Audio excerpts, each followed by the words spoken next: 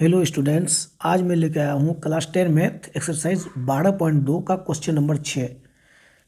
15 centimetre त्रिज्या वाले एक वृत्त की कोई जीवा केंद्र पर 60 डिग्री का कोण आंतरित करता है। संगत लघु और दीर्घ वृत्तखंड के क्षेत्रफल ज्ञात कीजिए। पाई बराबर 3.14 एवं √3 बराबर 1.73 ये आपको मान लेने हैं। तो चलिए क्वेश्चन को हम लोग शुरू करते हैं। देखिए, वृत्त की त्रिज्या है 15 सेंटीमीटर और एक जीवा है जो केंद्र पर 60 डिग्री का कोण आंतरित करता है। जीवा की लंबाई आपको पता नहीं है, तो चलिए एक जीवा सबसे पहले मैं काट लेता हूँ। ये जीवा मान लिया कि केंद्र पर 60 डिग्री का कोण आंतरित करता है। जीवा का नाम हम ए बी रख देते हैं और ये केंद्र वो केंद्र वाला वृत्त है और त्रिज्या आर जो है, ये आर त्रिज्या है। ये 15 सेंटीमीटर का है, प्रश्न में दिया हुआ है 15 सेंटीमीटर का है। लघु वृत्तखंड एवं दीर्घ वृत्तखंड का क्षेत्रफल आपको प्राप्त करना है। ये हो गया लघु वृत्तखंड, चलिए यहाँ पी लिख देते हैं, ए पी बी।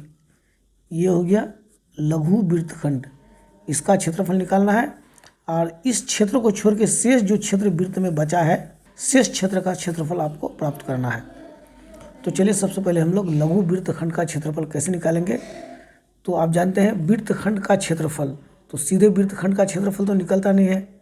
उसके लिए सबसे पहले आपको त्रिज्याखंड यानी लघु त्रिज्याखंड जो है वो ये पी बी, इसका क्षेत्रफल निकालना है। वो ये पी बी का क्षेत्रफल निकालने के बाद आप त्रिभुज ए ओ बी का क्षेत्रफल को उससे घटा देंगे तो ये आपके पास बच जाएगा। बस इतनी सी बात है, थोड़ा कैलकुलेशन है, गुना थोड़ा लंबा है। तो चलिए हम लोग इस क्वेश्चन को शुरू करते हैं। तो हम क्या करते हैं, सबसे पहले थीटा बराबर 60 डिग्री, ये 60 डिग्री का कोण यहाँ आंतरित करता है और आर बराबर दिया हुआ है 15 सेंटीमीटर। चलिए अब हम लोग क्या करेंगे, सीधे लघु वृत्तखंड का क्षेत्रफल निकालते हैं। लघु वृत्तखंड का क्षेत्रफल, लघु वृत्तखंड का क्षेत्रफल हो जाएगा क्या, यानी त्रिज्याखंड का क्षेत्रफल माइनस त्रिभुज ए ओ बी का क्षेत्रफल। चलिए सीधे लिख देते हैं, लघु त्रिज्याखंड का क्षेत्रफल माइनस त्रिभुज, चलिए यहाँ नीचे लिख देते हैं, त्रिभुज ए ओ बी का क्षेत्रफल। चलिए तो लघु त्रिज्याखंड का क्षेत्रफल सबसे पहले आप निकाल लीजिए। लघु त्रिज्याखंड का क्षेत्रफल क्या होता है, थीटा बटे 360 into pi r square minus, देखिए त्रिभुज ये वो बी का क्षेत्रफल। ये थोड़ा सा यहाँ समझने की बात है, इससे पहले वाला वीडियो में हमने बताया है कि यदि चाप द्वारा केंद्र पर 60 डिग्री का कोण बने तो उस तरह का जो त्रिभुज होता है वो समबाहु त्रिभुज होता है, यानी इक्विलेटरल ट्रायंगल होता है। एक बार और समझ लीजिए आप, ये 60 डिग्री का कोण है, ये 60 डिग्री का कोण है, ये भी 15 सेंटीमीटर है, ये भी 15 सेंटीमीटर है। दोनों भुजा बराबर है तो ये दोनों कोण बराबर होगा। क्लास 7 का आप याद कीजिए, क्लास 7 में आपने पढ़े हैं कि समान भुजा के सम्मुख कोण बराबर होते हैं। तो जब ये 60 डिग्री होगा तो ये दोनों कोण जब बराबर होता है, दोनों मिलकर 120 होगा, तो ये भी 60 होगा, इसका मतलब ये भी 60 होगा, तभी ना जाकर के 180 होगा, क्योंकि त्रिभुज के तीनों कोण का मान 180 होता है। तो हम क्या करेंगे, सीधे ये समबाहु त्रिभुज हो गया, ये वो भी समबाहु त्रिभुज हो गया। तो इस समबाहु त्रिभुज का क्षेत्रफल कैसे हम लोग निकालेंगे, समबाहु त्रिभुज का फॉर्मूला भी हमने बताया है, √3/4 √3/4 भुजा स्क्वायर। भुजा तो वही त्रिज्या ही उसका भुजा है, भुजा स्क्वायर। जब ये समबाहु त्रिभुज है तो ये 15 है, ये भी 15 है, तो ये भी 15 हो जाएगा। चलिए यहाँ ब्रैकेट में आप लिख सकते हैं कि वो ये भी समबाहु त्रिभुज है, समबाहु त्रिभुज है, ये समबाहु त्रिभुज है। चलिए अब हम लोग थीटा का मान यहाँ बैठा देते हैं। थीटा का मान है 60 डिग्री बटे 360 इंटू पाई का मान लेना है 3.14 इंटू आर का मान 15 गुना 15, आर स्क्वायर है तो 2 बार 15 लिख दिए, माइनस √3 का मान, चलिए आपको लेना है 1.73 बटे 4 इंटू भुजा स्क्वायर, फिर भुजा वही है 15, 15 गुना 15। चलिए अब इसको हम लोग सॉल्व करते हैं। चलिए 0 0 काट देते हैं, 6 के 6 और 6 6 के 36। अब इस 6 से भी इसको काट देते हैं हम, 2 तिया 6, ये 2 तिया 6 हो गया।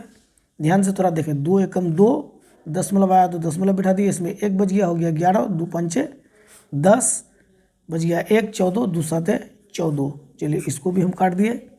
अब मेरे पास यहाँ 3 बचा, इसको भी काट देते हैं, गुना करने में आसानी होगी। 3 पंचे 15। अब देखिए इसको हम क्या करेंगे, 15 गुना 5 गुना 1.757, यानी 1.57 गुना 15 पंचे 75। इसको गुना करना है आपको, वही हम बोले कि इसमें थोड़ा सा गुना लंबा है। उसके बाद यहाँ देखिए, इसको भी आप देखिए हटा दीजिए, सीधे 4 को यहाँ काट देते हैं। 4 एकम 4, अब देखिए 17 है ना, तो पहले आप दशमलव डाल दीजिए। 4 चौके 16, 17 में 1 बच गया, हो गया 13, 4 तिया 12, बच गया 1। उसके बाद दशमलव के बदले 0 आ जाएगा तो 10 हो जाएगा। 4 दूनी 8, 10 में 8 चला गया, 2 बचेगा, तब दशमलव के बाद 0 आ जाएगा तो 20 हो जाएगा। 4 पंचे 20। चलिए इसको भी हमने काट दिया। अब यहाँ हमारे पास क्या बचा, 0.4325 गुना 15 गुना 15 बराबर 225। चलिए ये दोनों लंबा आपको गुना करना है। चलिए 1.57 और 75, ये दोनों को जब हम गुना करेंगे तो मेरे पास ये गुना किया हुआ है, आप गुना कर लेंगे। 117.75 प्राप्त होगा, घटा 0.4325 गुना 225, इसको गुना करने से हमें प्राप्त होता है, देखिए इसको गुना करने से 97.3125 ये प्राप्त हो जाता है। अब हम लोग क्या करेंगे, इससे इसको घटा देंगे। इसको घटाने से हमें प्राप्त होता है 20.4375। ये सेंटीमीटर है तो ये सेंटीमीटर स्क्वायर कर देते हैं यहाँ पर हम। चलिए ये आपको लघु वृत्तखंड का क्षेत्रफल निकल गया। अब दीर्घ वृत्तखंड का क्षेत्रफल कैसे निकालेंगे, देखिए ये पूरा वृत्त का क्षेत्रफल से हम ये लघु वृत्तखंड के क्षेत्रफल को घटा देंगे तो ये दीर्घ वृत्तखंड का क्षेत्रफल हमें प्राप्त हो जाएगा। तो पूरे वृत्त का क्षेत्रफल सबसे पहले हम निकालते हैं। अब यहाँ लिखते हैं हम क्या, दीर्घ वृत्तखंड का क्षेत्रफल, दीर्घ वृत्तखंड का क्षेत्रफल बराबर, फॉर्मूला एक बार लिखते हैं, वृत्त का क्षेत्रफल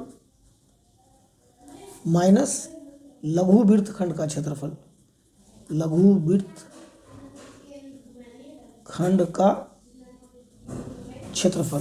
पूरे वृत्त का क्षेत्रफल है पाई आर स्क्वायर, माइनस लघु वृत्तखंड का क्षेत्रफल अभी हमने निकाल के रखा 20.4375। चलिए इसका मान हम बैठा देते हैं पाई आर स्क्वायर का। पाई का मान लेना वही 3.14 इंटू आर का मान 15 है तो 15 गुना 15 हो जाएगा, माइनस 20.4375। चलिए 3.14 और को हम सबसे पहले 15 से गुना कर देते हैं। ये हमारे पास प्राप्त हो गया 706.5 माइनस 20.4375। अब इसको हम लोग घटा देते हैं तो हमें आंसर मिल जाएगा। घटाने से हमें प्राप्त होता है 686.0625 सेंटीमीटर है तो सेंटीमीटर स्क्वायर कर देते हैं। देखिए इस हिसाब में कुछ नहीं है, केवल इसमें गुना ही थोड़ा सा टफ है। तो आप गुना अगर थोड़ा सावधानी से कर लेंगे तो आसानी से ये गणित आपका हल हो जाएगा। चलिए गणित का PDF यदि आपको देखना है, यानी अपनी नोटबुक में उतारना है, तो हमारे टेलीग्राम चैनल में जाएंगे। टेलीग्राम चैनल का लिंक डिस्क्रिप्शन बॉक्स में सबसे ऊपर में दिया हुआ रहेगा। चलिए वीडियो यदि समझ में नहीं आता है तो कमेंट जरूर करें, यदि समझ में आता है तो चैनल को सब्सक्राइब जरूर कर दें।